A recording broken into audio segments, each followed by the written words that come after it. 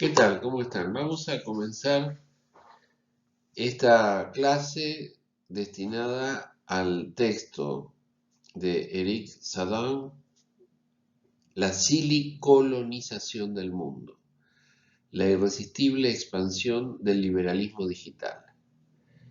Este es un libro del año 2016, publicado en Argentina por la editorial Caja Negra, que trae, entre otras piezas de esta colección, eh, la preocupación no tanto por el siglo XXI que ya comenzó, sino por lo que nos aguarda en la tercera década que ya hemos empezado y la cuarta década, a la que seguramente eh, se sumarán nuevas y curiosas circunstancias que solo pocos autores están viendo de manera crítica. Uno de esos autores que propone esta mirada crítica es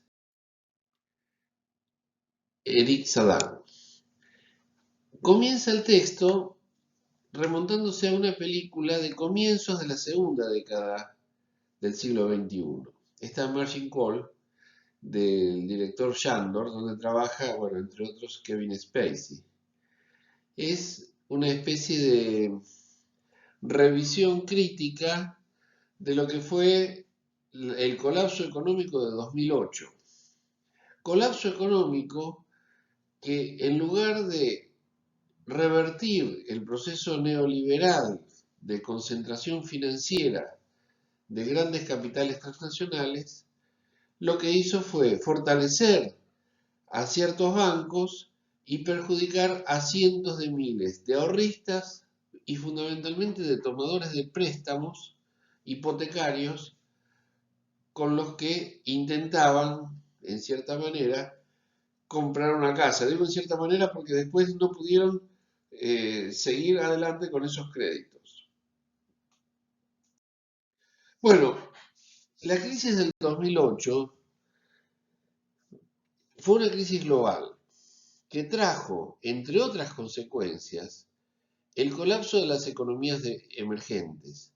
Porque si por algo se caracteriza el capitalismo, es por saber transferir a tiempo los quebrantos. Y de esta manera, las principales empresas capitalistas, los bancos, las empresas de carácter eh, productivo, pero que tienen sus intereses financieros también, logran fortalecerse sobre la base del empobrecimiento generalizado que se transfiere de manera sistemática a todas las capas de la población, pero que obviamente afecta a los que están mucho más abajo. La Argentina desde el año 2008-2009 tiene una economía profundamente inestable. Por supuesto, no ha podido arreglar la Argentina sus, digamos, desequilibrios internos, pero el problema no es tanto el desequilibrio interno, sino la forma en que a través de personeros de los sectores financieros internacionales, la economía nacional, entre otras, también la de Brasil, etcétera, sufre estos quebrantos y de alguna manera los sufraga, los atiende mediante el empobrecimiento generalizado de capas cada vez más grandes de la población. No olvidemos que nosotros estamos viviendo en un país en el cual aproximadamente el 60% de los niños menores de los 15 años son pobres. Esto significa muchas cosas desde el punto de vista del futuro. Un chico mal alimentado es un chico que no podrá desarrollar su sistema nervioso y que por lo tanto, por vivir en la miseria, por estar mal alimentado, tampoco tendrá acceso a estudios de carácter superior, no podrá aspirar a buenos salarios por buenos puestos de trabajo y en cambio a lo mejor su perspectiva es la de terminar en actividades marginales, por ejemplo, el cartoneo, etcétera, o lo que es peor, clandestinas, como por ejemplo la tranza, la venta de drogas, etcétera. Bueno, es necesario pensar que detrás de esto no hay solamente mala gestión de los gobiernos o mala intención de las clases dominantes. Y por eso les proponemos leer el texto de Eric Sadal. Nos vamos a apartar un poco de la realidad política argentina para ver un poco la realidad civilizatoria, es decir, en qué barco está nuestro proceso histórico metido, subido, y hacia dónde, cuál es el rumbo que la civilización ha emprendido en las últimas 2 décadas, es decir, desde comienzos del siglo XXI. El ideal de humanidad aumentada que rige nuestra civilización se basa en la noción de que Dios ha cometido un error con nosotros. Nos ha hecho insuficientes, incapaces, débiles, incompletos. Entonces, la propuesta técnico-económica de nuestro tiempo ha venido a resolver nuestros problemas de manera milagrosa. El ideal civilizatorio que se ha implementado, ¿de dónde proviene? Del ejercicio constante que han realizado los medios de comunicación, especialmente, por supuesto, la televisión y el cine. Las empresas multinacionales, a través de la publicidad, y fundamentalmente los gobiernos de todas las regiones del mundo. ¿Por qué vivimos una etapa de silicolonización? Bueno, es un juego de palabras. Silicona o Silicon Valley es la denominación con que se ha caracterizado al espacio californiano en que se desarrollaron las principales empresas tecnológicas por el uso del silicio o del sílex, ¿sí? Que es un elemento químico que permite la formación de los componentes microelectrónicos. Pero no es silicon, es siliconolización. Bueno, siliconolización. ¿Qué significa eso? Justamente la colonización. Acá creo que está mal escrito, pero bueno, el juego de palabras es colonizar a través de la tecnología digital, a través o desde el Valle del Silicon. ¿En qué consiste? En vigorizar un esquema social de carácter universal destinada a organizar la vida personal y profesional del mundo civilizado. De tal manera que esto que estamos viviendo no parezca un caos, sino se encamine a ser aceptado como un destino inexorable. En el siglo XX, muchos pensadores y poetas sintieron la desesperación frente a una existencia humana que se parecía, que se mostraba como absurda, como sin sentido. Al cabo de un siglo, y después de la Segunda Guerra Mundial, de la guerra de la bomba atómica, etc., los medios de comunicación, los contenidos fundamentales de la propaganda, de la publicidad, generaron las expectativas para que la tecnología fuera asumida por gran parte de la inteligencia social como una herramienta, no solo de mejora de las condiciones de vida, sino, lo que es más gracioso, como el camino necesario a recorrer para lograr, vamos a ponerlo entre comillas, torcer o enderezar, mejor dicho, enderezar esa criatura incompleta que Dios ha puesto en el mundo y que es el ser humano. Bueno, les hablaba hace un ratito de la película de Kevin Spacey, bueno, que tiene su lugar en estas torres, digamos, en estos edificios corporativos, que son no solo el alojamiento de la inteligencia tecnoliberal, ya vamos a definir de qué se trata el tecnoliberalismo, sino también el emblema de su poderío, toda vez que se muestran como grandes monumentos transparentes, de cristal, pero son precisamente la fuente de mayor opacidad, de mayor oscuridad frente a las personas. Se necesita mucha información de la que no se dispone, se necesita mucho tiempo del que carecemos y se necesita una experiencia difícil de acceder para entender cómo son los flujos financieros mundiales que empujan al crecimiento tecnológico y a la extensión del dominio digital sobre todas las vidas humanas. Por eso es que me gusta partir de estas dos vistas de los edificios, porque de alguna forma son un emblema de la impotencia individual frente a un proceso histórico que parece autónomo, que parece automático, que parece regirse, digamos, independientemente de cualquier otra consideración. Y ahí está el centro de preocupación de Eric Sadar.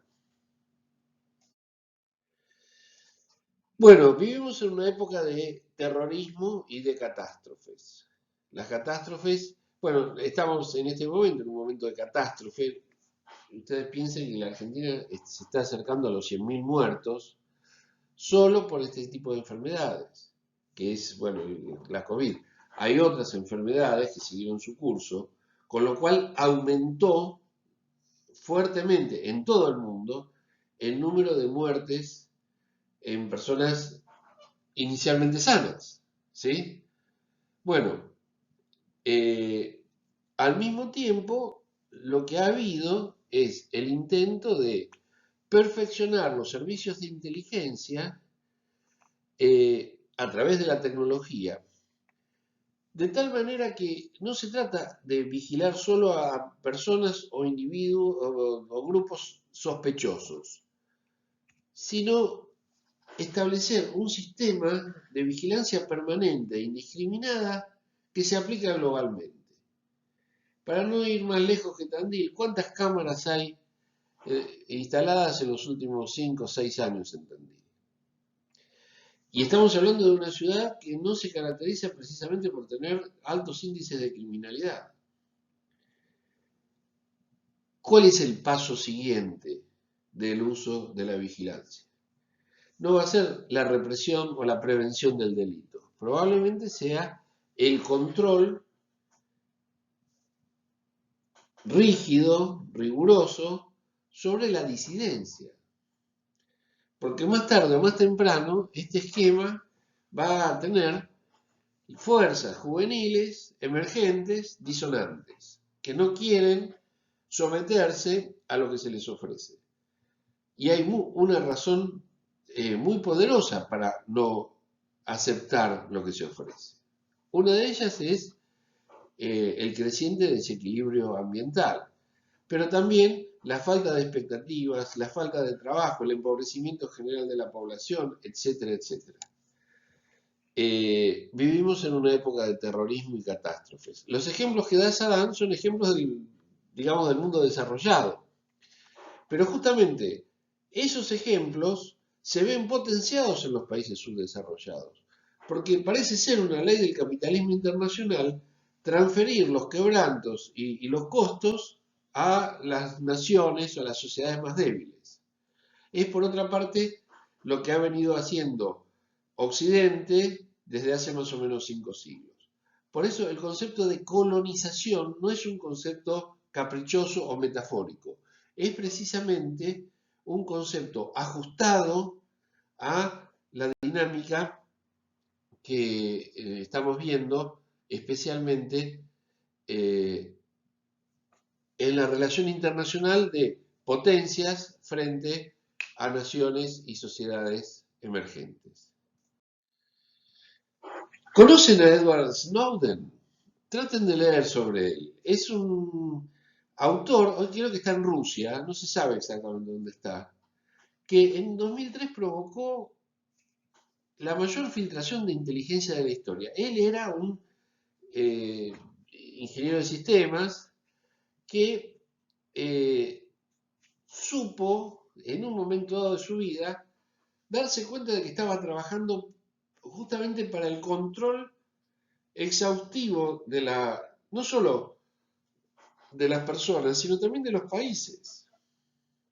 Porque Estados Unidos, según él cuenta en su libro Vigilancia Permanente, tiene la capacidad de interferir todo tipo de comunicación. Por ejemplo, esto que estamos escuchando nosotros lo están viendo los norteamericanos si quieren. Es más, no lo ve un señor norteamericano. Lo puede descifrar, interceptar, etcétera, un mecanismo que trabaja para los servicios de inteligencia norteamericanos y que puede eventualmente tomarnos como potenciales enemigos. Bueno, hoy es el hombre cuyas memorias en primera persona se relatan en Vigilancia Permanente, Edward Snowden. Ahí explica por qué hizo lo que hizo, es decir, por qué filtró esa información, cómo ayudó a construir un sistema de vigilancia permanente y la crisis de conciencia que le llevó a revelar todo esto. Bueno, su orden de captura hoy sigue abierta todavía, pero se sabe que está protegido, digamos, por el gobierno de Rusia. ¿Está trabajando para Rusia? No lo sabemos, probablemente sí, pero eso no lo hace culpable de lo que acusa, sino justamente lo hace una especie de héroe, de prócer de las luchas por las libertades individuales. Se adjudica esta frase: la privacidad no se relaciona con tener algo que ocultar, sino con algo que uno quiere proteger. Por lo tanto, la privacidad es el derecho a la libertad de pensamiento. Tengo algunas citas para mostrarles. El texto de Saddam es bastante fácil. La idea con esta clase asincrónica es aportar elementos para que puedan contextualizar un poco mejor la propuesta de Saddam. Dice, antes trabajaba para el gobierno, pero ahora trabajo para el pueblo. Ahora dedico mi tiempo a intentar proteger a la ciudadanía de lo que yo era antes. Un espía de la CIA es la Central de Inteligencia Norteamericana, y de la Agencia Nacional de Seguridad. Dos, podríamos decir, servicios de inteligencia y de control que están al servicio del gobierno norteamericano. Desde que alcanzo a recordar, mi actividad favorita consistía en espiar, dice Snowden, un joven que reunía todas las cualidades necesarias para llegar a los prestigiosos órganos donde trabajó. Él fue un hacker toda su vida, pero el ataque a Estados Unidos del 11 de septiembre de 2001, hoy pronto se está por cumplir 20 años de este ataque, cambió muchas cosas en el mundo de Internet y de la inteligencia, unos cambios que no gustarían demasiado al propio Snowden. Esos cambios implicarían precisamente un movimiento de presión constante sobre la ciudadanía mundial. Hasta el punto de que, no estoy exagerando, todos nuestros WhatsApp, todos nuestros emails, etcétera, todas nuestras actividades en las redes podrían estar siendo interceptadas y eventualmente utilizadas o analizadas con algún fin represivo. Por supuesto, la seguridad de los Estados Unidos como Estado justificaría esta violación de la privacidad. Pero como ustedes saben, esto ya no es una cuestión ética, sino que es una cuestión técnica. Y cuando las cuestiones son técnicas y no son éticas, dispone de las mejores decisiones quien tiene los más grandes recursos, o los recursos más apropiados. Bueno, otro concepto que aparece en el texto es el de aire apocalipsis. Acá tenemos algunas imágenes del smog, de la contaminación ambiental, del, de la disfunción climática mundial que se avecina. Bueno, de esto hay suficiente información, no es que uno carece de esta información. Sin embargo, quienes controlan los destinos de la industria, de la economía, de la producción, siguen adelante, probablemente no porque ignoren esto, sino porque sepan cómo salvarse ellos a costa de decenas de miles de muertos. Ustedes piensen en esto. Nuestra cultura consciente, o sea, aprueba, o por lo menos no desaprueba, no cuestiona, que mientras hay, mientras hay alrededor de 300.000 o 400.000 millones de dólares ganados en Argentina, generados en Argentina en paraísos fiscales, el 60% de nuestra población infantil carezca de toda expectativa de progreso y de desarrollo personal. En ese contexto estamos, por eso puse la foto del volcán. Estamos bailando alrededor de la boca de un volcán. No es una cuestión ni de edad ni de generaciones. Es una cuestión, podríamos decir, de hartazgo, que no tardará en provocar enormes patologías sociales. No es que no las esté provocando, las está provocando a nivel de las adicciones, a nivel de las enfermedades circulatorias, cardiovasculares, de la enorme depresión, de lo que se llama el burnout, o sea, de quemarse la cabeza, etc. Es decir, no vivimos en el mejor de los mundos. Lo que sí vemos es que hay, lo repito ya por segunda o tercera vez, un traslado de los enormes costos de estas crisis a los sectores vulnerables. Bueno, primero a los países y segundo, dentro de los países más débiles, a los grupos sociales más débiles. Por eso pongo énfasis en los niños, porque son los que no pueden defenderse, porque son aquellos que han nacido sin la posibilidad de defenderse, digamos, han nacido hace poco y no tienen la posibilidad de defenderse frente a un orden que ya estaba consolidado cuando ellos aparecieron. Distinto es las personas mayores, que hemos conocido otros discursos, que hemos conocido otras esperanzas y que estamos en condiciones de prever una hecatombe que podría evitarse. Bueno, tenemos entonces las personas mayores una sensación de impotencia y vértigo, una conciencia trágica de la vulnerabilidad de la existencia. Por eso es que entre muchos de los que somos adultos apareció la llama de la esperanza en la inteligencia artificial. ¿Por qué no delegar el gobierno del mundo a un mecanismo aséptico, neutral, inteligente y que aprende de sus propios errores? Puse esta imagen del ajedrez porque justamente la inteligencia artificial, cuando yo era chico, digamos hace 50 años, en el año 70, hubo un campeonato, o sea, el campeonato mundial de ajedrez se jugó en Buenos Aires, donde yo vivía. Ahí aprendí a jugar al ajedrez, vinieron los dos grandes campeones, el norteamericano y el soviético, al Teatro de San Martín en Capital Federal. Bueno, no me acuerdo cuántas partidas jugaron, pero en un momento dado Bobby Fischer, un norteamericano, le ganó a Tigran Petrosyan, de origen armenio, soviético. Bueno, creo que eran las eliminatorias, no era el campeonato del mundo, pero eran dos grandes figuras del ajedrez de aquella época. Bueno, ya comenzaba en esa época a desarrollarse un sistema computacional de autoaprendizaje del ajedrez.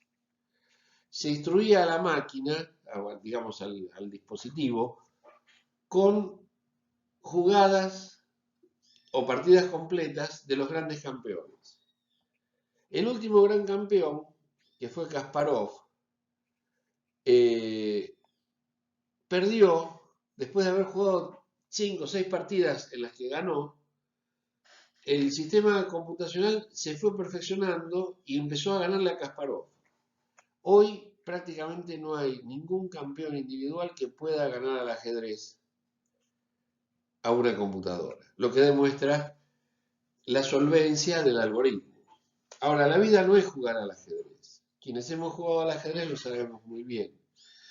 El ajedrez es un juego apasionante, pero la vida no es un juego. La vida, las opciones son mucho más difíciles que adelantar una pieza o que tener enfrente a un adversario muy duro que nunca se distrae, que nunca se equivoca, etc. Bueno, somos conscientes trágicamente de la vulnerabilidad de la existencia. Fíjense estas 4 referencias que puse en este cuadro, que son Douglas, Lockheed a la izquierda, Stanford y Berkeley a la derecha. Bueno, el autor juega con esta, digamos, no simultaneidad, sino con esta espacialidad. Tanto Douglas como Lockheed fueron empresas radicadas en California para producir aviones con los que, especialmente en la costa del Pacífico, hacia el este, hacia el oeste, Estados Unidos desarrolló su victoria en la Segunda Guerra Mundial. Y Stanford y Berkeley son las 2 grandes universidades, ¿sí?, en las que se han formado esta siguiente generación de guerreros de California, que son los intelectuales, ingenieros de sistemas de Silicon Valley. ¿Sí? No es para nada una casualidad, sino que hay, digamos, un mismo objetivo, que es el del dominio. Cuando pensamos en la colonización, no pensamos en un favor que le hace el colonizador al colonizado, sino todo lo contrario, en un servicio militar que el colonizador emprende en su propio beneficio contra el colonizado. Parte de la mente colonizada consiste no solo en desconocer su condición deprimente, sino en reclamarla, pensando que el colonizador es efectivamente superior. No hay ninguna duda de que el colonizador se arroga esa superioridad por el uso de las armas y por eso los aviones. Pero también las universidades son un ámbito de creación de inteligencia y de objetivos estratégicos con recursos técnicos que luego se expanden y producen la admiración de los pueblos colonizados. Bueno, acá tenemos otra referencia, una película que les recomiendo, es como del año 39, anterior a al comienzo de la Segunda Guerra Mundial, La Diligencia, Stagecoach. Es una película de John Ford, uno de los grandes cineastas de todos los tiempos, del realismo de Hollywood, del realismo épico de Hollywood. El mismo John Ford, les recomiendo si tienen Netflix, fue uno de los grandes directores que estuvieron en el frente de la Segunda Guerra Mundial. Él creo que estuvo en el frente europeo, no en el frente oriental, sino en el frente occidental, tomando escenas, o filmando escenas de la acción de los soldados norteamericanos en el frente alemán. Bueno, pero antes de eso, él hizo esta película que es una película épica sobre la conquista del oeste. La forma en que, como ven, hay caballos, y hay armas, y hay todo tipo de ponderación de la audacia, de la inteligencia y de la búsqueda de la perfección. El ideal de perfección no nos viene en el nacimiento, nos viene de lo que hemos aprendido. Y si lo que hemos aprendido viene de Hollywood, ya sabemos de dónde viene esta colonización. Ojo, el autor es francés, el autor también ha sido, por así decirlo, miembro de un imperio. Él mismo ha sido un imperialista. No se olviden de que Francia tuvo sus tentáculos en Oceanía, ¿sí? En el sudeste asiático, en África, en el Caribe. O sea, Francia no fue un imperio tan grande como el inglés y tampoco pudo sostenerse por tanto tiempo. Y sin embargo, ha sido un imperio. Y eso a los ciudadanos franceses les produce cierta culpa, pero al mismo tiempo no pueden evitar cierta envidia por este carácter de tierra prometida que fue Estados Unidos. Hoy un imperio cultural, económico, etcétera, que ha doblegado los recursos de todos los otros imperios históricos, empezando por el británico y siguiendo por el francés. Bueno, ¿qué pasó en los años 60? Ese gigante que intentaba ser Estados Unidos, luego de la victoria que se adjudicó en Europa. La victoria no fue propia de Estados Unidos, también fue de la Unión Soviética. Eh, pero sí fue una victoria importantísima en Japón. Esa victoria fue sellada por millones de kilos de pólvora de TNT arrojados sobre población civil indefensa, como era la japonesa, pero fundamentalmente por el bombardeo atómico a dos ciudades japonesas como fueron Hiroshima y Nagasaki en 1945. Ahora en el mes de agosto se estarían cumpliendo 76 años del inicio de los bombardeos atómicos, que por suerte se detuvieron en Nagasaki, que fue la segunda ciudad bombardeada. Bueno, lo cierto es que Estados Unidos comenzó a mostrar a través de las revueltas que en el año 68 encabezaron los movimientos por derechos civiles de los afrodescendientes y más tarde por los jóvenes en contra de la guerra de Vietnam. Fíjense una de las imágenes que vemos acá, eh, cientos de cadáveres de féretros envueltos en la bandera norteamericana que regresaban de la ominosa, vergonzosa derrota norteamericana en Vietnam. Es decir, se trataba de un momento, los años 60, en los que la gran victoria del año 45 ya había quedado 2 décadas atrás, como si dijéramos el año 2000 para nosotros. Y comenzaba a resquebrajarse esa imagen de imperio sólido, victorioso. Bueno, la mejor imagen es esta, un gigante con pies de barro.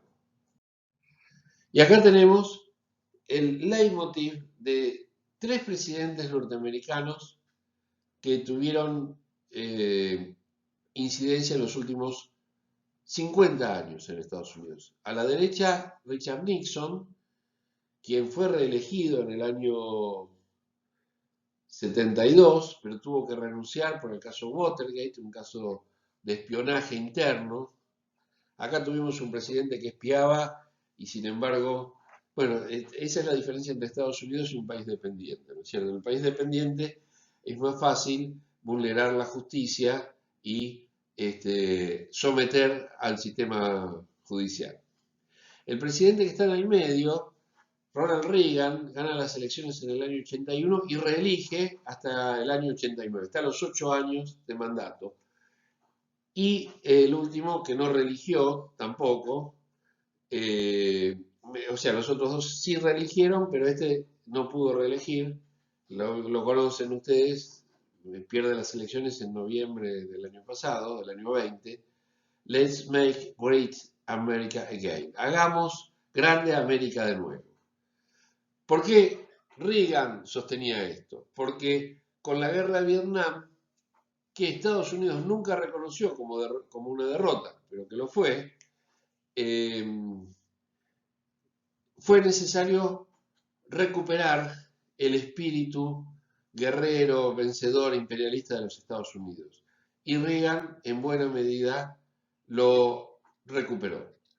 El que no lo pudo recuperar fue Donald Trump, un hombre, digamos, sin ninguna formación política, un autodidacta, pero rodeado de las peores mentes del think tank conservador. Reagan tampoco fue un gran estratega, fue un hombre muy carismático, a diferencia de Trump, y un actor mediocre de Hollywood. Richard Nixon probablemente haya sido uno de los grandes estadistas norteamericanos. Les cuento una anécdota. Cuando se produce el levantamiento digamos, el golpe militar en Chile, se estaban asociando Pinochet y sus secuaces con el Departamento de Estado norteamericano. Y uno se acerca y le dice a Nixon, mire que este señor Pinochet es un hijo de puta. Y Nixon, sonriente, le dice, sí, es un hijo de puta, pero es nuestro hijo de puta. Bueno, a ese nivel es cómo se maneja la política internacional, la política imperial de los Estados Unidos.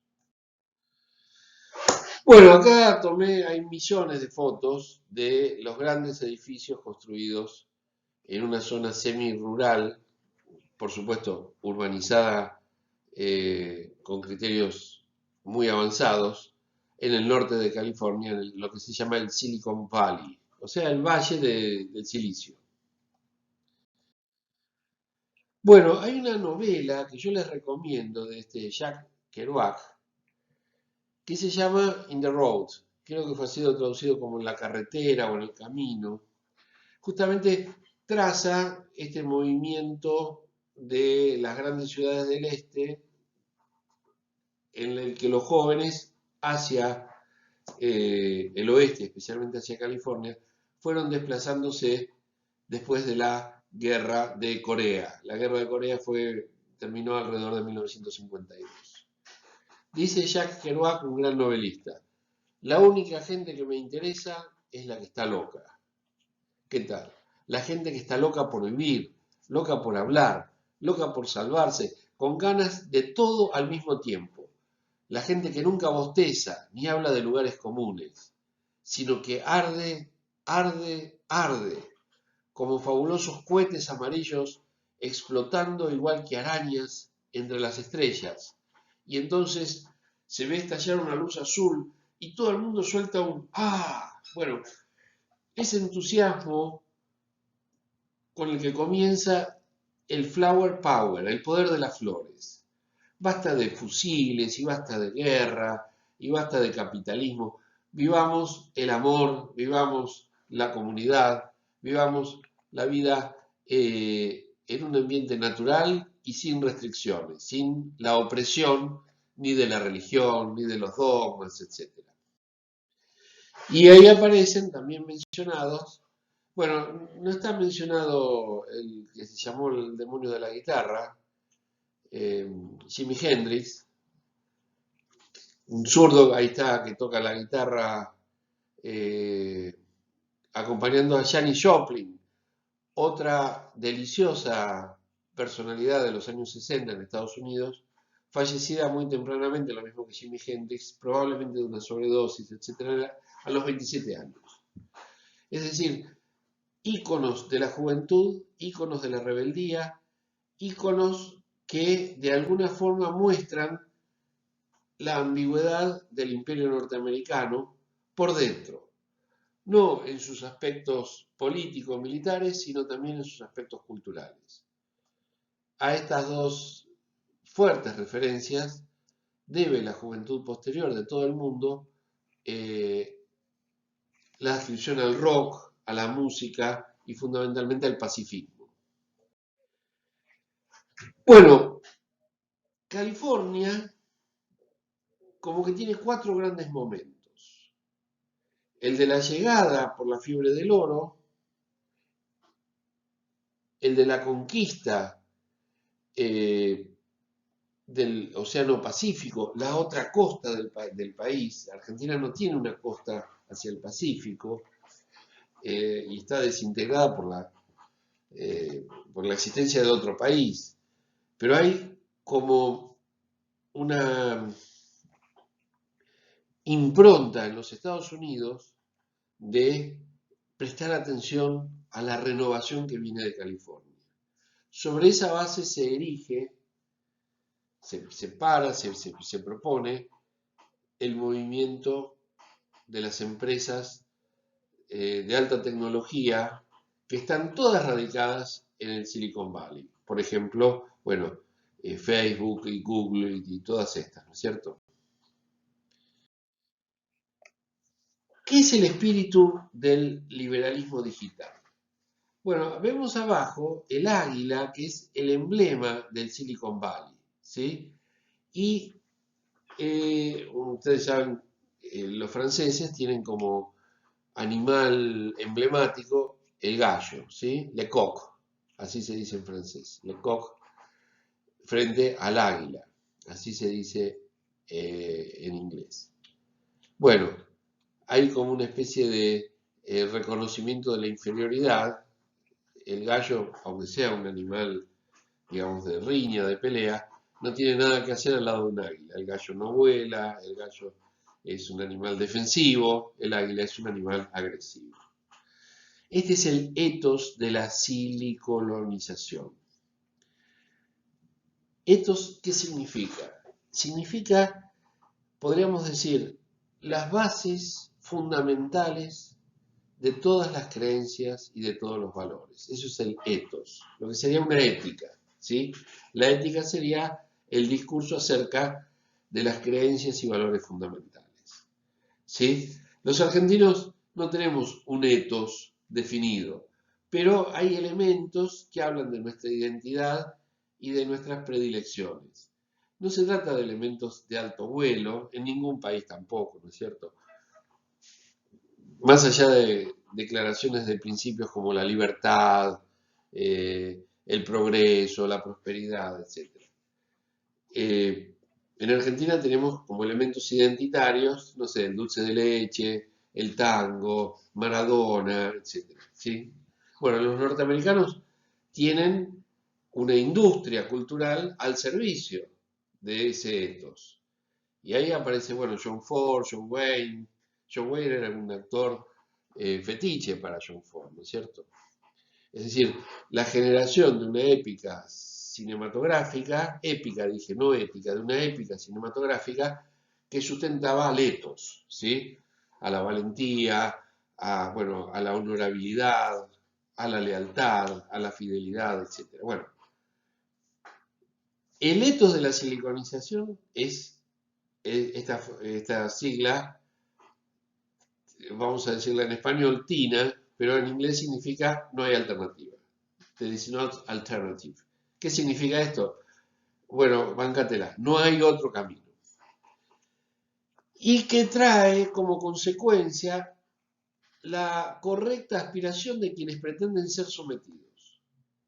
Correcta aspiración de quienes pretenden ser sometidos. No se trata de que yo voy a invadirte, sino de que vos pedís que yo te adopte como colonizado. Se trata entonces no de un valor, podríamos decir, impuesto, sino de un valor al que todos reconocen como universal. Y por eso es un criterio de la vitalidad económica. Tal vez a ustedes les cueste aceptar que los procesos económicos podrían ser diferentes. ¿Por qué les cuesta aceptarlo eso? Es una hipótesis mía que a ustedes les cuesta aceptarlo. Porque daría la sensación de que los procesos económicos aspiran a un posicionamiento del capital y de los capitalistas, absolutamente honesto y dentro de reglas de juego claras. Bueno, esto es una declaración absolutamente inconsistente, porque el fundamento del capital no es la claridad ni la legalidad. El fundamento del capital es el dominio. Y si la única forma de subsistencia del capital es la ganancia, no hay ley que esté por encima de ello. Por eso a un comerciante uno le puede explicar cualquier cosa desde el punto de vista de la moral, pero si no aumenta los precios, si no cobra o sea, si no ofrece la mercadería a un precio superior al que lo ha comprado, no tiene rentabilidad y él mismo se extingue como comercio. La gran ventaja del capitalismo consiste en hacernos creer que no hay alternativa. Bueno, llevado hasta las últimas consecuencias, ese es el espíritu del liberalismo digital. No hay alternativas. Tenemos que someternos a los criterios de eficiencia y de control que el Silicon Valley, ¿sí? Es decir, las empresas de alta tecnología, high tech, o sea, high por alto y tech por technology, son las que traen, digamos, el éxito no solo a las empresas, sino a toda la humanidad. Bueno, hay una cita de Dan Sperber, en algún momento lo hemos puesto en nuestra bibliografía en otros años. Dan Sperber fue un estudioso del contagio de las ideas, fue un francés, a quien yo tuve la ocasión de conocer cuando hice mi doctorado. Él, siguiendo una tradición de la sociología francesa, tiende a pensar que muchas ideas que nosotros tenemos en realidad no se nos imponen por la vía, digamos, de la fuerza, sino por la vía de la imitación, como si hubiera una especie de epidemia o de pandemia de ideas que viralizan, se expanden viralmente y atacan nuestro cerebro de manera definitiva. Estas ideas que trae el Silicon Valley son de dos tipos y son obviamente patológicas, es decir, formas enfermas, formas tóxicas de prescindencia, es decir, de evitar el uso propio del cerebro, de la mente. Se trata de aceptar, en primer lugar, que el proceso de digitalización y control algorítmico de la existencia es un fenómeno inexorable y que por lo tanto obliga a cierto grado de irreflexión, de, digamos, falta de sentido crítico. Y en segundo lugar, se trata de neutralizar la espontaneidad, hacernos ver que el hombre, como decíamos al principio, es incompleto, es imperfecto, es débil, lo mejor que puede hacer es quedarse en el molde, no actuar, sino por consejo, digamos, del algoritmo.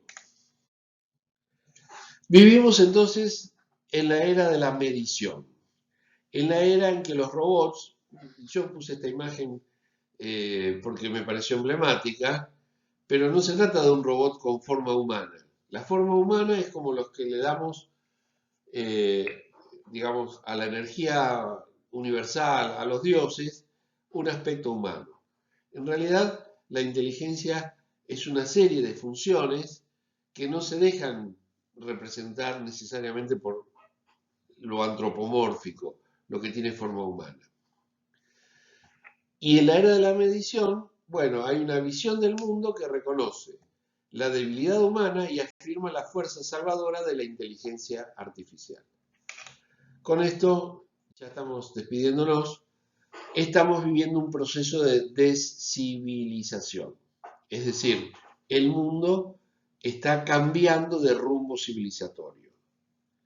El rumbo civilizatorio ahora ya no tiene que ver con los valores trascendentes de la solidaridad, la hermandad, etcétera, la fraternidad, la sororidad, cualquiera de estas dimensiones, que yo mismo las digo rápido, pero que dieron sustento al hombre del Renacimiento. Bueno, el hombre del siglo XXI es un hombre cuya existencia está integralmente mercantilizada.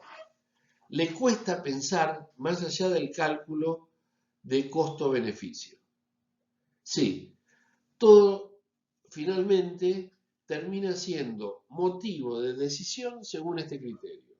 ¿Qué gano? ¿Cuánto pierdo? ¿Cuánto puedo evitar el quebranto? ¿Cómo puedo amortizar la pérdida? Lo técnico, no olvidemos esto, no es neutral. Esto es lo central de la propuesta de Eric Saddam. Lo técnico no es neutral. ¿Por qué no es neutral? Uno dice, no, pero el martillo es una herramienta, la puedo usar para romper un vidrio o para clavar un clavo. Sí, ok. Pero ¿sabe qué pasa? Que si usted rompe un vidrio, lo rompe porque usted quiere romperlo. Ahora, si usted quiere construir un mueble, es porque lo necesita. Donde hay necesidad, hay intereses. Y donde hay intereses, hay por detrás del desarrollo de lo técnico un mundo de consideraciones económicas que motoriza, justamente por estar detrás, empuja hacia adelante a lo técnico. Lo económico no actúa desinteresadamente, sino todo lo contrario. Y acá tenemos entonces tres elementos éticos que contradicen la falsa autonomía de la técnica. Contra la creciente autonomización del tecnoliberalismo. ¿Con qué? ¿Con respecto a qué se autonomiza? Con respecto a los valores éticos. Uno puede decir, ¿cuáles son los valores éticos? Mire, si a usted le cuesta pensar cuáles son los valores éticos, usted tiene dos problemas. El primero de ellos es que no reconoce que los valores éticos son absolutamente transparentes. ¿Qué mejor que la vida? ¿Qué mejor que la felicidad? ¿Qué mejor que resolver los conflictos racionalmente? ¿Hace falta que le explique cuáles son los valores éticos? Mire el mundo y cuánto hace la humanidad para el bienestar de la humanidad. Bueno, lo que podemos decir es que mucho hace la humanidad para el bienestar de grupos selectos, que en algunos casos son cada vez más privilegiados, aunque en número son cada vez más escasos. Cuando le dicen, no, pero eso son cuestiones a discutir, no hay cuestiones a discutir. Si lo contrario del bienestar es la miseria, usted no puede pensar que no es un valor defender el bienestar universal. Cuando la acumulación de riquezas significa miseria, no puede pensar que la acumulación de riquezas espontáneamente traerá la felicidad para la humanidad, porque lo que trae espontáneamente es la infelicidad para muchos grupos humanos. Bueno, hay lógicas contrarias a la ética que apuntan a un dominio total. No es otro el objetivo económico de mercantilizar la existencia. Al maximizar las ganancias, lo único que importa en última instancia es la ganancia. Y por lo tanto, si hay que matar para defender la ganancia, se mata. Si mucha gente tiene que sufrir para defender la ganancia, que sufran. Y esto, insisto, no es relativo.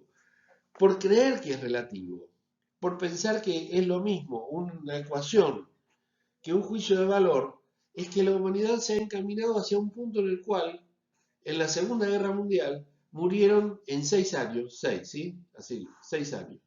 Del 39 al 45, 50 millones de personas. ¿Sí? Si hacen la cuenta, son 8 y pico de millones de personas por año. ¿Cuántos murieron por día? Etcétera. ¿Cuántos murieron por hora? Y van a ver que es una locura. Por lo tanto, no tiene límites la racionalización de las decisiones amparadas en esquemas ecuacionales opacos. Y las ecuaciones son opacas. No porque son difíciles, sino porque justamente están motorizadas, es decir, están empujadas, están impulsadas por objetivos utilitaristas. Entonces, la demanda es, necesitamos otras lógicas no instrumentales, no utilitaristas. Pensemos en una humanidad plena y no pensemos en una humanidad robotizada. Ese es, de algún modo, el planteo general que impone Eric Saddam, un hombre de 40 años, es decir, que ha nacido con el auge del neoliberalismo en el mundo occidental y que es capaz de advertir los enormes riesgos a los que nos conduce la autonomización de esto que él llama el tecnoliberalismo. Bueno, me despido. Cualquier cosa a su disposición para preguntas y consultas.